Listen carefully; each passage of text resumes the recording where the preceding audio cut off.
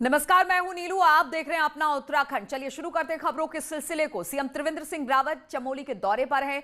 CM सबसे पहले निजमुला घाटी के दूरस्थ गांव धुर्मी पहुंचे, जहां पर उन्होंने साहसिक पर्यटन प्रशिक्षण शिविर में पहुंचकर वहां पर प्रशिक्षण ले रहे युवाओं से मुलाकात की है। वहीं इसके बाद स्थानीय लोगों से संवाद भी सीएम ने किया। इसके बाद सीएम गोपेश्वर पहुंचे, जहां पर कार्यकर्ताओं ने सीएम रावत का स्वागत किया।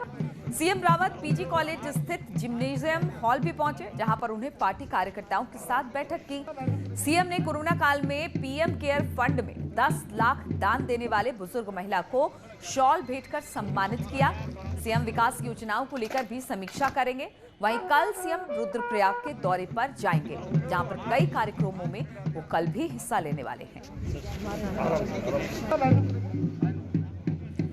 और इसी पर बातचीत करने के लिए प्रभात पुरोहित चमोली से हमारे साथ जुड़े हैं। प्रभात, मुख्यमंत्री वहां पर पहुंचे हैं। अभी तक कौन कौन से कार्यक्रम हो चुके हैं और अब और कौन से ऐसे कार्यक्रम है जिसमें सीएम को भाग लेना है, या फिर कोई बैठक ऐसी जिसमें सीएम को सम्मिलित होना है? जी नीलू, आपको बताना चाहूंगा, जिस तरीके से आज प्रदेश के मुख्यमंत्री त्रिवेंद्र सिंह रावत का जो चमोली दौरा है, सबसे पहले सीएम त्रिवेंद्र रावत आज जो है निजमुला घाटी के दूरस्थ दुर्मी गांव पहुंचे, जहां पर कि पर्यटन को बढ़ावा देने के क्षेत्र में जो साहसिक प्रशिक्षण दिया जा रहा है युवाओं को, यहां पे इस कार्यक्रम में सीएम त्रिवेंद्र सिंह रावत ने भाग लिया। और उसके बाद उस क्षेत्र की ग्रामीण जनता से भी जो है यहाँ पर सीएम रावत ने जो है जनता को संबोधित किया। और साथ ही साथ यहाँ पर विकास योजनाओं को लेकर जो है 1 दर्जन के लगभग जो है घोषणाएं भी थी, जिसमें कि प्रमुख रूप से सड़क और स्वास्थ्य को लेकर जो सबसे ज्यादा घोषणाएं थी, सड़क और स्वास्थ्य को लेकर। जिसके बाद सीएम रावत दुर्मी से गोपेश्वर स्पोर्ट्स हेलीपैड पहुंचे और जहां से कार द्वारा पीजी कॉलेज जिम्नेशियम हॉल में पहुंचे। और यहाँ पर जो पार्टी कार्यक्रम है, पार्टी कार्यकर्ताओं से सीएम रावत इस वक्त कर रहे हैं।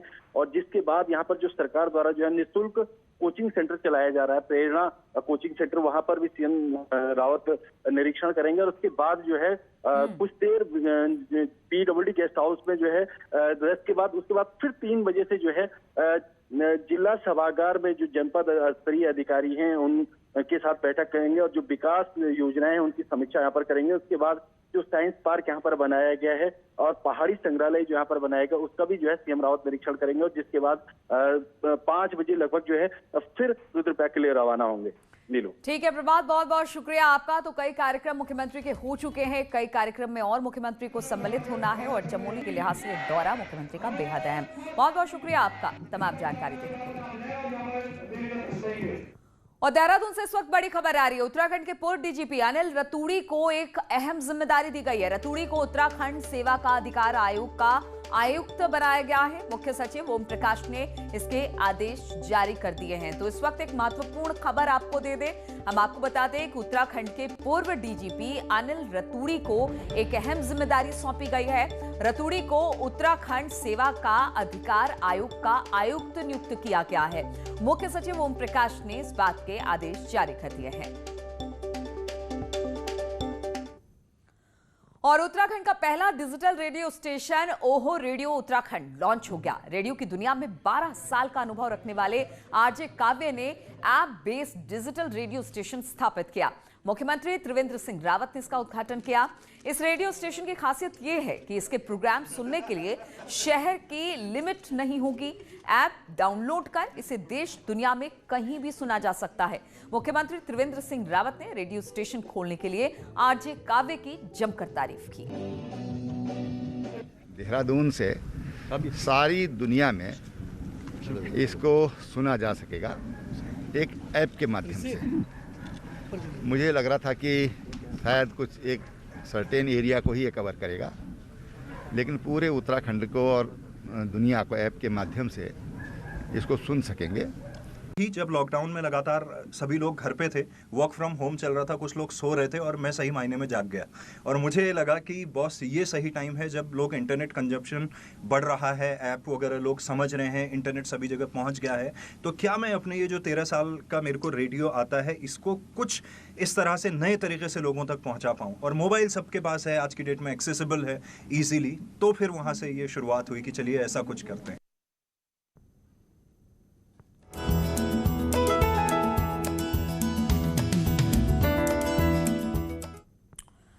और अब बर्फबारी का भी अलर्ट आपको दे दे। उत्तराखंड में एक बार फिर से बारिश और बर्फबारी की संभावना जताई जा रही है। मौसम विभाग ने बताया कि आज प्रदेश में मौसम बदलेगा। मौसम विभाग के निदेशक विक्रम चौहान ने बताया कि आज कई इलाकों में बादल छाए रहेंगे, तो वहीं 4 और 5 फरवरी को बारिश, बर्फबारी और ओलावृष्टि मिलने की संभावना जताई जा रही है। खासतौर पर 5 फरवरी को निचले क्षेत्रों में भी बर्फबारी हो सकती है। 3 तारीख रात शाम से लेके और 5 तारीख रात शाम तक जो करीब 48 घंटे है, इसके दौरान एक्टिविटी रहेगी। और जो 4 तारीख है उसमें जो पीक जो एक्टिविटी का वो रहेगा। हालांकि बहुत ज़्यादा एक्टिविटी भी नहीं है, तो आप ये कह सकते हैं कि आज 3 को जो है गढ़वाल क्षेत्र की अगर मैं बात करूं तो इसमें अनेक जगहों में हल्की या बहुत हल्की जो है बारिश और बर्फबारी वो देखने को मिलेगी। और नैनी झील पर बारिश और स्नोफॉल नहीं होने का असर दिखने लगा। इस बार फरवरी महीने में ही झील का जलस्तर 7 फीट से नीचे गिर गया, जिससे अब गर्मी में पानी की संकट की चिंता बढ़ने लगी है। बीते साल स्नोफॉल और बारिश के चलते इसके मुकाबले 1 फीट ज्यादा पानी था। रोजाना आधे से 1 इंच की पानी की खपत नैनीताल में हो रही है। आपको बता दें कि नैनी झील नैनीताल के लिए पानी का सबसे बड़ा साधन है। यहाँ होटल, स्कूल और कार्यालयों समेत 50,000 की आबादी को इसी झील से पानी मिलता है। हालांकि पिछले साल लॉकडाउन के चलते पानी की खपत कम हुई, लेकिन इस बार इसकी संभावना भी ज्यादा है। वहीं पर्यटन सीजन तक पानी का लेवल कायम रखने के लिए जिला प्रशासन कटौती करने जा रहा है। अब हमारी क्योंकि स्नोफॉल और जो रेनफॉल है, हमारी विंटर रेनफॉल वो नहीं हुई है जितनी एक्सपेक्टेड थी, तो हमें रैशनिंग के पैरामीटर्स को ही चेंज करना पड़ेगा। उसकी भी बैठक संबंधित अधिकारियों के साथ इसी हफ्ते हमने तय की हुई है। जो हमारे रैशनिंग की और हमारे जो रोस्टिंग डिटेल्स होंगे कि कितने घंटे सुबह और कितने घंटे शाम को पानी उपलब्ध होगा, हमारे समर सीजन को देखते हुए वो पब्लिसाइज कर दिया जाएगा। और टेहरी लेक फेस्टिवल को लेकर जहां पर जिला प्रशासन कसरत में जुटा हुआ है, वहीं लेक फेस्टिवल के चलते बोटिंग पॉइंट तक जाने वाले रास्तों को खुला रखने की बोट यूनियन और स्थानीय लोगों ने जिला प्रशासन से मांग की। बोट यूनियन का कहना है कि लेक फेस्टिवल के चलते वीआईपी मूवमेंट होने पर बोटिंग पॉइंट तक जाने वाले रास्ते को आम पर्यटकों के लिए बंद कर दिया जाता है, जिससे पर्यटक बोटिंग पॉइंट तक नहीं पहुंच पाता। वहीं मामले में डीएम ने उचित समाधान निकालने का आश्वासन दिया है। हमारी सिर्फ एक मांग है, कई बार फेस्टिवल होता है तो उसमें क्या होता है कि जो मेन वीआईपी एक ही रूट है बोटिंग पॉइंट का, वो पूरा क्लोज हो जाता है, जिससे कि मतलब जो आम जो टूरिस्ट होते हैं वो वहाँ तक पहुँच नहीं पाते हैं। उस रास्ते को खोल दिया जाए, या तो फिर जो जीएमबीएन का ये जो फॉरेस्ट टिहरी लेक फॉरेस्ट वो है, वहाँ से रास्ता दे दिया जाए। वैसे तो ये फेस्टिवल सिर्फ इस बार 2 दिन का है, क्योंकि कोविड की स्थितियों को दृष्टिगत रखते हुए तो 2 ही दिन का फेस्टिवल है। लेकिन फिर भी हम कुछ ना कुछ ऐसा करेंगे कि इससे किसी के रोजगार पे उन 2 दिनों पे भी असर नहीं पड़ने पाए, तो इतना सुनिश्चित किया जाएगा। हाँ, वो प्रक्रिया क्या होगी इस पे भी चर्चा करना बाकी है। चंपावत और लोहाघाट विधानसभा दौरे पर आए पूर्व सीएम हरीश रावत भले ही कार्यकर्ताओं को 2022 विधानसभा चुनाव के लिए टिप्स दे रहे हों, लेकिन हरीश रावत के खास रहे लोहाघाट के पूर्व विधायक महेंद्र सिंह महरा ने जिले के दोनों विधानसभा सीटों से अपनी दावेदारी पेश कर दी। महरा की दावेदारी से दोनों जिलों में कांग्रेस के उम्मीदवारों में बेचैनी देखने को मिल रही है।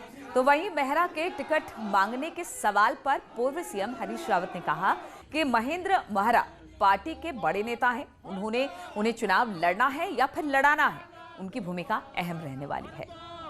सभी का अधिकार है दावेदारी करना, और फिर मैंने काफ़ी लंबे समय से संगठन में अपनी सेवा दी है, और फिर जो निर्णय है वो संगठन सर्वोपरि है। देखिए, हमारी पार्टी के बाद बहुत अच्छे लोगों की कोई कमी नहीं है, लेकिन सब लोग एक बात मैं कह सकता हूँ कि जैसे मेरी देखरेख में चुनाव लड़ेंगे, महेंद्र सिंह के मार्गदर्शन में, चाहे चुनाव लड़ने के रूप में हो या चुनाव लड़वाने के विषय में हो, महेंद्र सिंह जी की बहुत महत्वपूर्ण भूमिका हो। और पौड़ी जिले के एएसपी मनीषा जोशी ने ट्रैफिक व्यवस्था को सुधारने के लिए कदम उठाने की बात कही। मनीषा जोशी ने बताया कि पौड़ी जिले के कोटवार इलाका काफी महत्वपूर्ण है, ऐसे में अपराध पर रोकथाम के लिए ट्रैफिक व्यवस्था को भी जल्द ठीक किया जाएगा। उन्होंने कहा कि कोटद्वार के मुख्य चौराहे पर सिग्नल लाइट लगाई जाएगी। इसके अलावा बच्चों और लोगों को भी ट्रैफिक नियमों को लेकर जागरूक किया जाएगा। को लेकर जिस 3 प्रकार की शिकायतें हैं उसके लिए मैंने एक ठोस प्लान भी बना लिया है। हम लोग उस पर काम कर रहे हैं। हमारे ट्रैफिक इंस्पेक्टर आ चुके हैं यहाँ पे, और हमें जिन जिन चीज़ों की कमी है, जैसे एल्कोमीटर्स वगैरह हमारे पास कम है, प्लस जो ई चालान मशीन हमारे पास नहीं है जो हम इन्फोर्समेंट के लिए यूज़ करते हैं, और इसके साथ हम ट्रैफिक सिग्नल लाइट्स यहाँ पे इंट्रोड्यूस कर रहे हैं, बहुत ही जल्दी लग जाएंगी। और हल्द्वानी के आसपास हाथियों का आतंक रुकने का नाम नहीं ले रहा। हाथी रात को जंगल से निकलकर गांव में पहुंच रहे हैं, जिससे फसलों को भारी नुकसान हो रहा है, साथ ही इंसानों की जान को भी खतरा है। लाल कुआं से सटे खड़गपुर गांव में कई हाथी पहुंच गए। लोगों के भगाने के बावजूद हाथी तस से मस नहीं हुए। हाथियों को अपने करीब देख ग्रामीणों की नींद उड़ गई और हाथियों को भगाते वो लगातार रहे। हाथियों के गांव में दाखिल होने का वीडियो अब सोशल मीडिया पर वायरल हो रहा है। पहाड़ों में आदमखोर गुलदार लोगों की जान ही नहीं ले रहा, बल्कि खुशहाल परिवारों को तबाह भी कर रहा है। ऐसे ही एक दर्द भरी दास्तान पिथौरागढ़ के 4 मासूम बच्चों की भी है।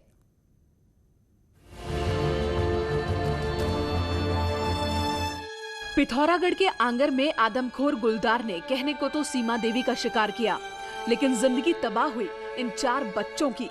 सीमा देवी खेतीबाड़ी करके अपने 4 बच्चों को पाल रही थी, लेकिन एक झटके में सब कुछ खत्म हो गया। बच्चों के पिता बीते 12 साल से लापता हैं। ऐसे में मां का साया उठने के बाद ये पूरी तरह अनाथ हो चुके हैं। मेरी मां का सपना था कि हम चारों पढ़ लिख करके समाज में एक चारों शिक्षित रहे, लेकिन अब हमारे ऊपर बहुत बड़ा दुख का पहाड़ टूट पड़ा है। सीमा देवी की 2 बेटियां और 2 बेटे हैं जो अभी पढ़ाई कर रहे हैं, लेकिन अब इनके पास न पेट पालने का कोई जरिया बचा है और न ही पढ़ाई करने का। ये सभी बच्चे 30 किलोमीटर का सफर तय करके जिला पंचायत ऑफिस में मदद के लिए पहुंचे। बच्चों का दर्द जब पंचायत के अध्यक्ष से देखा नहीं गया तो वे इन्हें लेकर डीएम के यहाँ पहुंची। बच्चों के भरण पोषण के लिए मुआवजा इन्हें जल्द से जल्द मिले, उस आदमखोर गुलदार को मैनीटर घोषित किया गया है। अनुरोध किया है कि उनको किसी भी तर्ज पर जो है रोजगार के लिए संधि उपलब्ध कराया जाए, अवसर उपलब्ध कराया जाए। इसके लिए हम लोग प्रयास कर रहे हैं और परिवार का जो भी मदद है उसको भी उपलब्ध कराएंगे। पिता के लापता होने और मां की मौत के बाद इनका कोई नहीं, ऐसे में इन्हें मदद की दरकार है, जिससे ये अपनी गुजर बसर कर सकें और पढ़ाई भी जारी रख सकें। न्यूज़ 18 के लिए पिथौरागढ़ से विजय वर्धन उप्रेती की रिपोर्ट। और रामनगर से खबर लेते हैं, जहां पर कॉर्बेट से लगे गांव से युवाओं को चुनकर विलेज वॉलंटरी प्रोटेक्शन फोर्स का गठन किया गया, जिसका मकसद मानव वन्यजीव संघर्ष को कम करने के साथ ही बीमार, घायल और आबादी में आ रहे वन्य जीवों के रेस्क्यू में मदद करना। इन युवाओं को इसका प्रशिक्षण इन दिनों कालागढ़ में दिया जा रहा है। 5 दिन के प्रशिक्षण के बाद इन्हें मानव वन्यजीव संघर्ष की अधिकता वाले क्षेत्रों में ले जाया जाएगा, जहां पर इन्हें हमलावर वन्यजीवों के व्यवहार की जानकारी देगी।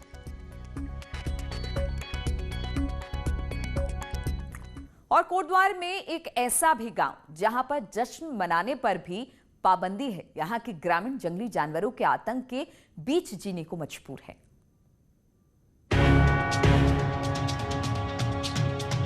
वन कानूनों के चलते नैनी डांडा ब्लॉक की राजस्व ग्राम पांडा के ग्रामीण आज भी मूलभूत सुविधाओं के अभाव में जी रहे हैं। वन कानूनों के चलते गांव में न बिजली है न सड़क। आलम यह है कि गांव में अपने ही घरों तक जाने के लिए ग्रामीणों को पहले परमिशन लेनी पड़ती है। सड़क तक पहुंचने के लिए भी ग्रामीणों को 8 किलोमीटर के घने जंगल से गुजरना पड़ता है। कॉर्बेट टाइगर रिजर्व के बफर जोन में बसे करीब 75 परिवार वाले इस गांव में अब सिर्फ 15 परिवार ही रह गए हैं। तो मैदान गेट में भी परमिशन लेनी पड़ती है, दुर्गा देवी गेट में परमिशन लेने तब गांव में आते हैं। गांव में आते हैं, अपनी गाड़ी लेके आएंगे तो फिर उसकी पर्ची कटती है 12 रुपए की। अब इन्होंने उसकी पर्ची 100 रुपए की कर दी है। हम जिस बने हुए हैं तो हम ये चाहते हैं कि या तो हमें विस्थापित करिए अथवा हमें विकास दीजिए। इस गांव में किसी तरह के निर्माण पर भी पूरी तरीके से पाबंदी है। आधे से ज्यादा मकान जर्जर हालत में है, लेकिन ग्रामीण मरम्मत नहीं करा सकते। वन मंत्री हरक सिंह रावत का दावा है कि जल्द ही गांव को विस्थापित कर दिया जाएगा। शासन स्तर पर, सरकार के स्तर पर इस समय प्रक्रिया बहुत तेजी के साथ गतिमान है और मैं लगातार इसको लेकर समीक्षा कर रहा हूँ, लगातार इसको लेकर बातचीत हो रही है और हम इसको बहुत जल्दी भारत सरकार को इन गाँव के विस्थापन के लिए एनटीसी को प्रस्ताव भेज देंगे। वन विभाग के नियम की जंजीरों में जकड़े यहाँ के ग्रामीण अब विस्थापन चाहते हैं, क्योंकि यहाँ से विस्थापित होकर ही वो वन कानूनों से आजादी पा सकते हैं। न्यूज 18 के लिए कोटद्वार से अनुपम भारद्वाज की रिपोर्ट। और रुकते हैं यहाँ पर छोटे से ब्रेक के लिए, बहुत जल्द लौटेंगे।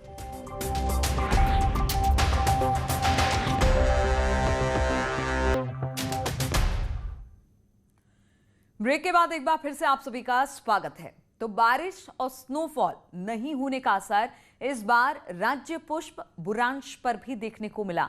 इस बार बुरांश के फूल समय से पहले ही खिलने लगे और गिरने भी लगे।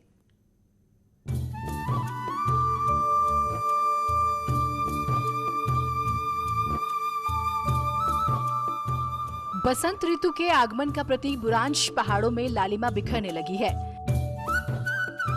नैनीताल के आसपास के जंगलों में चटक लाल रंग की दमक मन को सुकून दे रही है। हालांकि बारिश और स्नोफॉल की कमी से इन फूलों का आकार इस बार छोटा रह गया। फूल जमीन पर गिरने लगे हैं। पर्यावरण से जुड़े लोगों का कहना है कि इससे उत्पादन और इसके जनरेशन पर भी सीधे तौर पर असर पड़ेगा। किसी भी पेड़ के या पौधे के जो है बीज बनने के लिए जो है उसका फूल का जो है एक हेल्थी होना जरूरी होता है, और जब हेल्थी फ्लावर होगा तो हेल्थी सीड होगा। तो अगर बारिश नहीं होगी और फूल अगर अच्छे तरीके से नहीं खिलेगा तो सीड भी जो है उसका बहुत अच्छा नहीं बनेगा, और उससे जर्मिनेशन में थोड़ा सा जो है इस साल की जो एक जर्मिनेशन का वो है वो थोड़ा कम रहेगा। दरअसल बुरांश राज्य पुष्प होने के साथ यहाँ के लोगों के जीवन का आधार भी है। 1700 से 3400 मीटर ऊंचाई पर खिलने वाले इस फूल के लिए 15 से 20 डिग्री तापमान की जरूरत होती है, लेकिन पिछले कुछ सालों से जलवायु परिवर्तन से ये जनवरी के महीने में ही खिलने लगे हैं। लेकिन लोगों के लिए आर्थिक आधार बने इस बुरांश के जल्द खिलने से लोग चिंता में हैं, क्योंकि जूस, जेली और टॉफी के कारोबार पर भी इसका सीधा असर होगा। उत्तराखंड का एक आर्थिक आधार भी बन सकता है, मेरा अपना जो मानना है। हम लोग की यहाँ खुद गांव में महिला स्वयं सहायता समूह द्वारा जो है इसका जूस बनाया जा रहा है, इसकी जेली बनाई जा रही है और बहुत बढ़िया जेली बनती है, और उसकी मैं तो टॉफ़ी भी बन सकती है उसकी बुरांश से। बहरहाल बारिश और स्नोफॉल नहीं होने से असर बुरांश पर पड़ा है। अगर ऐसे ही हालात आगे भी बने रहे तो बुरांश के साथ कई और प्रजातियों पर भी संकट देखने को मिल सकता है। नैनीताल से वीरेंद्र बिष्ट के साथ ब्यूरो रिपोर्ट, न्यूज 18 नेटवर्क।